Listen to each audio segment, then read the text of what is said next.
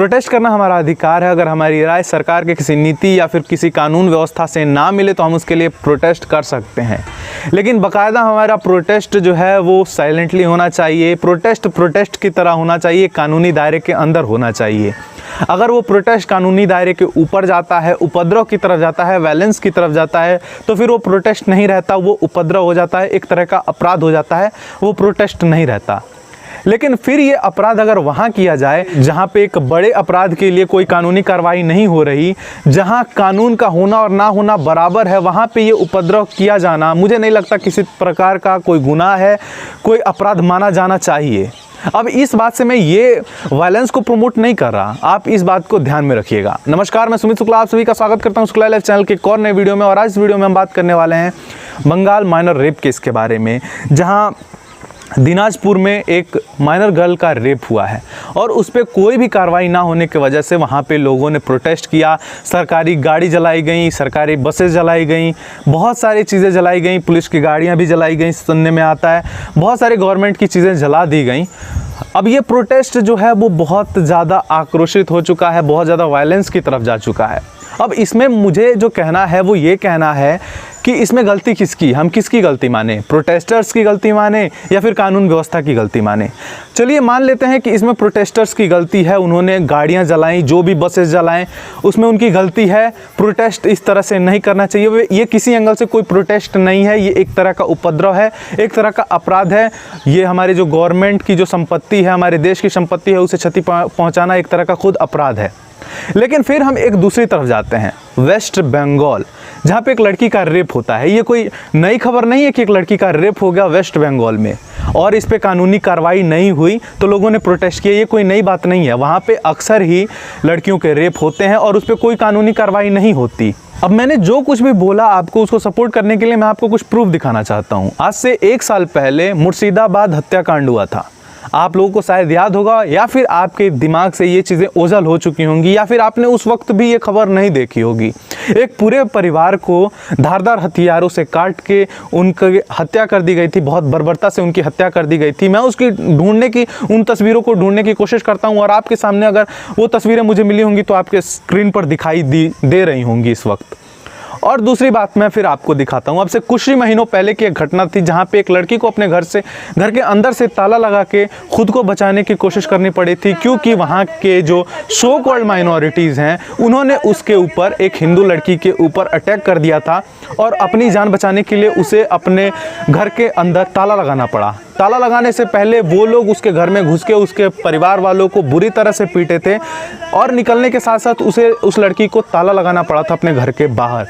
ये चीज़ें कोई नई नहीं है हमारे वेस्ट बंगाल में। हमारे वेस्ट बंगाल में ये चीज़ें कुछ नई नहीं है, अक्सर से होती आई हैं, अक्सर से उत्पीड़न हो रहा है। वहाँ पे एक बड़े से प्रोटेस्ट की ज़रूरत थी और मुझे लगता है वो प्रोटेस्ट अभी हुआ है। और अगर इसके बावजूद वहाँ पे कोई कार्रवाई नहीं होती तो फिर मुझे लगता है कि कानून व्यवस्था सच में वहाँ पे ख़त्म हो चुका है। यहाँ पर वहाँ पे एक बहुत बड़े बदलाव की ज़रूरत है। सच्चाई तो ये है कि जो भी बांग्लादेश में सो कॉल्ड माइनॉरिटीज़ हैं और जो भी बांग्लादेशी घुसपैठिए हैं उनको जीजा बना के रखा गया। उनकी इज्जत इतनी ज़्यादा है कि अगर वो कुछ करते भी हैं तो उनके ऊपर कोई कार्रवाई नहीं होती। और ये हकीकत है, इसमें ज़्यादा सोचने की ज़रूरत नहीं है और ये हकीकत है। मैं अपने पॉइंट फैक्ट्स बता रहा हूँ। वहाँ के ऐसे ऐसे केसेस इतने सारे आते हैं, उन पे कार्रवाई क्या होती है, मैं आप लोगों से बस इतना पूछना चाहता हूँ। अगर जवाब मिल जाए तो कमेंट सेक्शन खाली है, बता देना। अब इस वीडियो को बनाने का मेन मोटिव ये नहीं है कि मैं आप लोगों से हाथ जोड़ के रिक्वेस्ट करूँ कि आप लोग उस लड़की के लिए सिर्फ आवाज़ उठाओ या फिर प्रोटेस्ट को गलत ठहराओ। नहीं, मैं इस चीज़ के लिए बिल्कुल ही वीडियो नहीं बनाना चाहता।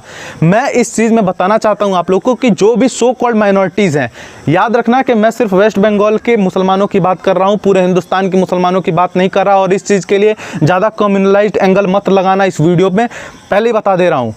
इस केस में जिसमें एक लड़की का रेप हुआ है, इस चीज़ को जब न्यूज़ रिपोर्ट पब्लिश करती है तो वहाँ पे कुछ सो कॉल्ड जो हैं हमारे सेकुलर लोग, जो कम्युनलाइज्ड लोग हैं और जो भी एक खास कम्युनिटी से बिलोंग करते हैं, उनके हाहा के रिएक्ट आते हैं।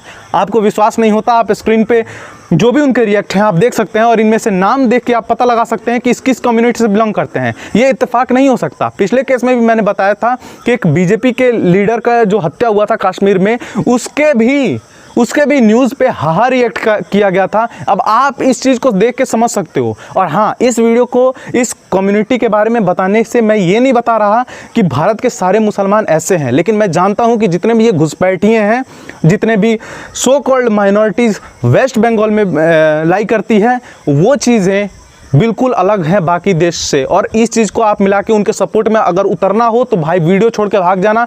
वीडियो के कमेंट में ये चीज़ें मत लिखना। मैं बाकी हिंदुस्तान के मुसलमानों के बारे में बात नहीं कर रहा, मैं वेस्ट बंगाल के मुसलमानों के बारे में बात कर रहा हूँ। और ये करना बहुत ज़्यादा ज़रूरी है। और ये चीज़ें बताने और छुपाने वाली चीज़ नहीं है, खुल कर बताता हूँ मैं। जिस चीज़ में जो आरोपी हैं उनको बताया जाना चाहिए। इसलिए मैं आप लोगों से बोलता हूँ कि इस पर ध्यान दो। और सिर्फ उस लड़की के लिए नहीं, लड़की के लिए बेशक उठाओ आवाज़, लेकिन सिर्फ उस लड़की के लिए नहीं, पूरे वेस्ट बंगाल के लिए आवाज़ उठाने की ज़रूरत है इस वक्त। और प्लीज़ आप लोग आवाज़ उठाओ, क्योंकि अगर इस वक्त एक कड़ी कार्रवाई नहीं होती उनके ऊपर तो मुझे नहीं लगता कि फिर आगे जाके अब कोई कार्रवाई होगी। और अब जो लोग इतना ज़्यादा झेल चुके हैं तो मुझे नहीं लगता कि अब प्रोटेस्ट रुकने वाले हैं अगर इस पर कोई कार्रवाई नहीं होती है तो।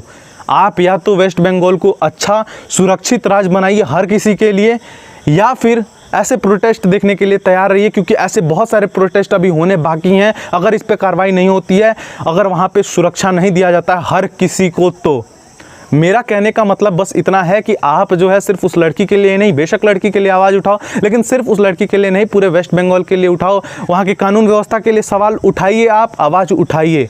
यही रिक्वेस्ट आप लोगों से। अब आप लोग कितना ज़्यादा सोचते हो इसके बारे में, कितना ज़्यादा आवाज़ उठाते हो, या फिर वहाँ के लोगों को आप अपना समझते हो कि नहीं, इस चीज़ पे आपकी मर्ज़ी है। सोचना, समझना या फिर कुछ भी करना, ये आपकी मर्ज़ी है। इससे ज़्यादा मैं आप लोगों को कुछ समझाने वाला नहीं हूँ। आपके पास दिमाग होगा तो अभी तक समझ चुके होंगे मैं किसके लिए इतना गला फाड़ रहा हूँ तभी से। तो बस आज के लिए बस इतना ही है। अगर वीडियो ज़रूरी लगे तो इस वीडियो को शेयर कर देना, और अगर शेयर नहीं करना चाहते तो अपने फेसबुक पे, सोशल मीडिया पे इससे रिलेटेड एक पोस्ट लिख देना। बाकी मिलते हैं आप लोगों से नए वीडियो में बहुत जल्द। तब तक के लिए जय हिंद, वंदे मातरम।